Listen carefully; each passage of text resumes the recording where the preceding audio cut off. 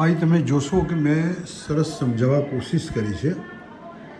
ગુરુ છે એ ગુરુ નેગેટિવ પોઝિટિવ બે સાઈડ બતાવી છે. ગુરુના શિષ્ય છે, તમે આખી માઇથોલોજી જોશો તો ગુરુનો શિષ્ય ચંદ્ર અને સૂર્ય છે.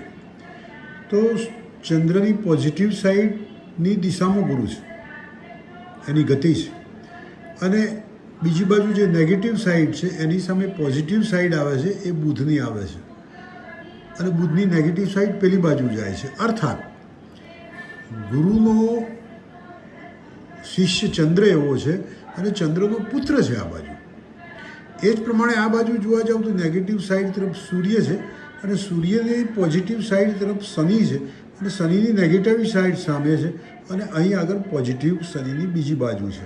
તો એક વસ્તુ નક્કી થઈ ગઈ કે ગુરુ સાત્વિક છે, એના બે શિષ્યો છે ચંદ્ર અને સૂર્ય. આપણે જ્યોતિષમાં એને આત્માને મન પણ કહીએ છીએ. તો તમે ચંદ્રનો પુત્ર બુધ આ બાજુ આવ્યો અને સૂર્યનો પુત્ર શનિ આ બાજુ આવ્યો, તો શનિ તમોગુણી છે. શનિનો ગુણ તમો છે, અને શનિ તમો ગુણ છે. એની નેગેટિવ સાઈડ પર તમે મંગળ જોશો અને મંગળની પોઝિટિવ સાઈડ એન્ડમાં આવશે. તો આ તરફ પણ તમે જોશો તો બુધની પોઝિટિવ નેગેટિવ સાઈડ છે.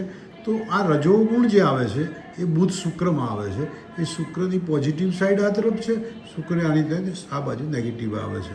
તો આખું જે વૃત્ત ફરે છે ગુરુથી ચંદ્રથી બુધ શુક્ર થઈ આ તરફ આવે છે. તો આ એમ કહી શકાય કે એ આવેગ છે, આ આવેગ છે, અને એક રીતે જોવા જાવ તો જીવન છે.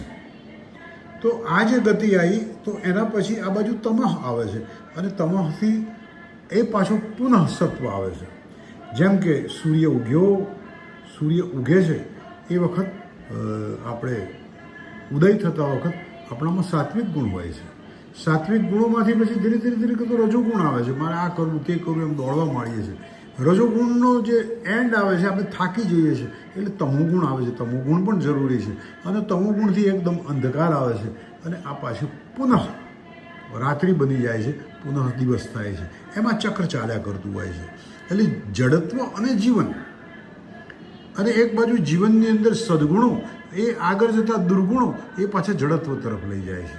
તો એક વસ્તુ નક્કી થઈ ગઈ કે સદગુણો અને દુર્ગુણો એ બંને છે. સદગુણો છે એ જીવન તરફ લઈ જાય છે, દુર્ગુણો જડત્વ તરફ લઈ જાય છે.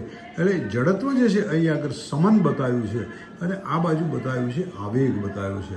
તો આવેગ અને સમનનું આ જે ચક્ર ફરે છે એ આ ચિત્ર અહીં આગળ બતાવ્યું છે.